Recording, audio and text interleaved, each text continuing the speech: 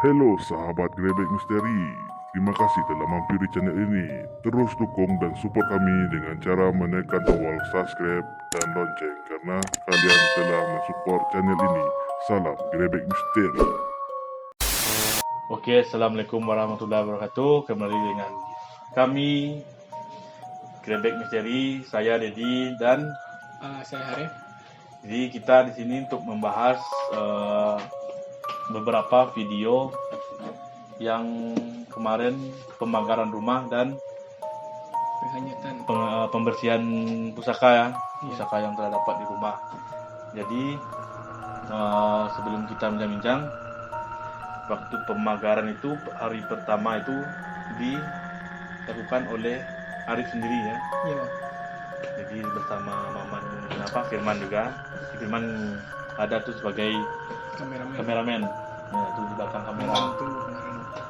Jadi dia yang bantu. Jadi sebelum kita Arif melakukan itu, kita tidak melenceng dari agama ya. Pertama kita berdoa ya. Berdoa menurut keyakinan masing-masing. Kita misalnya agama kita Islam ya Islam, agama yang non Muslim ya non Muslim ya. Iya. Jadi pas itu kita berdoa dan Arif melakukan olah napas, itu jenis pernapasan, itu memakai doa juga. Jadi ibaratnya bagaimana Arif? Berdoa terus meminta kepada Tuhan ya.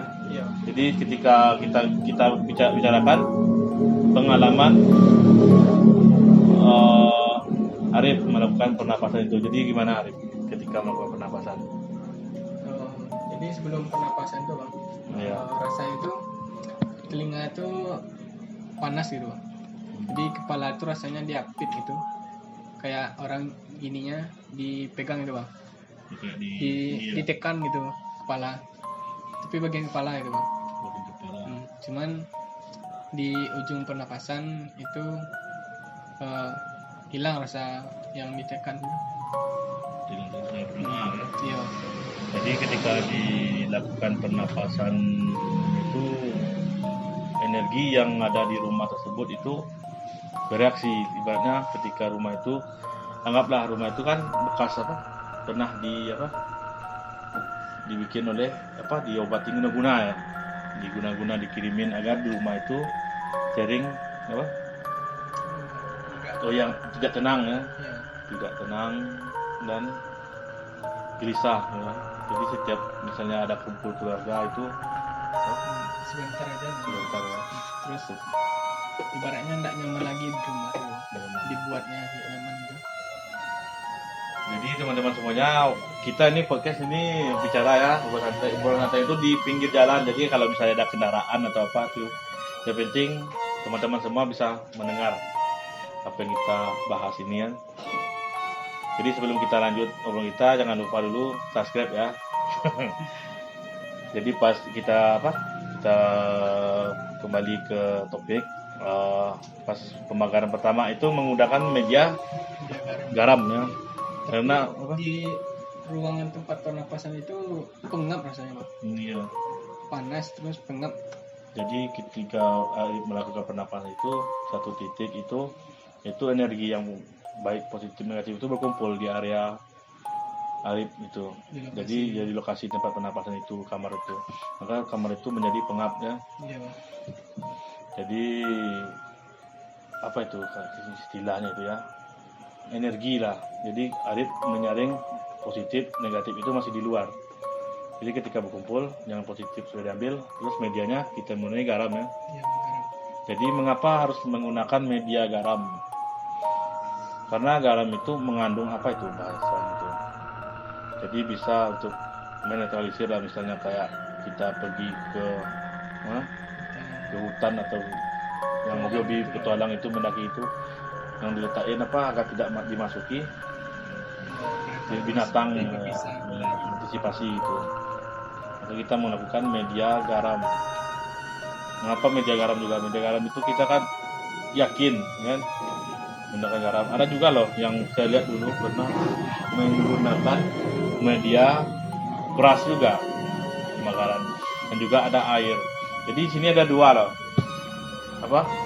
media garam dan air wudhu. Jadi setiap yang melakukan sholat di rumah itu air wudhunya ditampung. Kita bukan nyeleneh loh, bukan oh kenapa harus wudhu itu kan apa, enggak, kita gunakan medianya itu. Jadi pas Harip melakukan penapasan, pas Harip mengelilingi dengan hari pertama mengelilingi apa? Mengelilingi. Jadi pas ditaburi garam, terus apa lagi? Siap ditaburi itu kan kita langsung pulang ya bang. Ya, jadi terus, efek samping malamnya. Ya, kan yang di rumah itu penghuninya cuma etek itu bang. Jadi di rumah Sendiri tersebut, aja bang. di rumah tersebut dihuni oleh satu orang, yaitu bibinya si Harip atau bahasa Minangnya Ete. Jadi pas malam itu beliau tuh enggak apa bang, susah tidur. Susah tidur ya. Banyak gangguan gitu, bunyi-bunyi itulah di genteng, terus di loteng gitu bang, bunyi berjalan. Nah, yang menariknya lagi itu waktu jam 4 subuh ya. Iya bang, jam 4 subuh. Di jam 4 subuh itu tetangga belakang ya. Iya. Tetangga belakang itu apa? Melihat, Melihat ya. iya, melihat itu katanya ada sosok besar gitu bang. Warna apa?